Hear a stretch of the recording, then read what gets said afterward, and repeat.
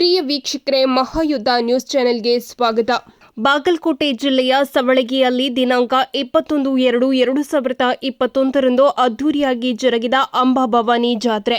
ಜಮಖಂಡಿ ತಾಲೂಕಿನ ಸವಳಗಿ ಪ್ರತಿ ವರ್ಷದಂತೆ ಈ ವರ್ಷವೂ ಕೂಡ ಶ್ರೀ ಅಂಬಾಭವಾನಿ ದೇವಿಯ ಜಾತ್ರಾ ಮಹೋತ್ಸವ 3 ದಿನಗಳ ಕಾಲ ಅದ್ದೂರಿಯಾಗಿ ನಡೆಯಿತು. ಪ್ರತಿದಿನ ದೇವಿಗೆ ಅಭಿಷೇಕ, ಎಣ್ಣೆಯ ಅಲಂಕಾರ, ಹೋಮ ಹವನದೊಂದಿಗೆ ಜಾತ್ರಾ ಮಹೋತ್ಸವ ಆರಂಭವಾಗಿ ಪ್ರತಿದಿನ ರಾತ್ರಿ 8 ಗಂಟೆಗೆ ಗೊಂದಳಿ ಹಾಗೂ ಶಿವ ಭಜನೆ ಕಾರ್ಯಕ್ರಮಗಳು ಜರುಗಿದವು.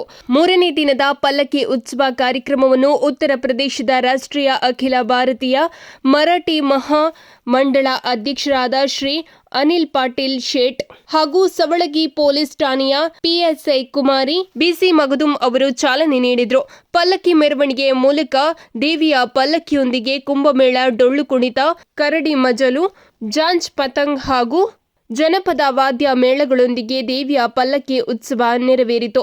ಭಾವೈಕ್ಯತೆಯ ಸಂಕೇತವಾದ ಜಾತ್ರಾ ಮಹೋತ್ಸವದಲ್ಲಿ ನೆರವೇರಿದ್ದ ಭಕ್ತಾದಿಗಳಿಗೆ ಮುಸ್ಲಿಂ ಸಮುದಾಯದ ಬಾಂಧವರಿಂದ ಕುಡಿಯುವ ನೀರಿನ ಬಾಟಲ್ ಮತ್ತು ಬಾಳೆ ಹಣ್ಣಿನ ಸೇವೆ ಸಲ್ಲಿಸಿದರು. ಗ್ರಾಮದ ಎಲ್ಲ ಸಮುದಾಯದ ಯುವತಿಯರು ಹಾಗೂ ಮಹಿಳೆಯರು ಸಾವಿರಾರು ಕುಂಭಗಳನ್ನು ಹೊತ್ತು ಉತ್ಸವಕ್ಕೆ ಶೋಭೆ ತಂದರು.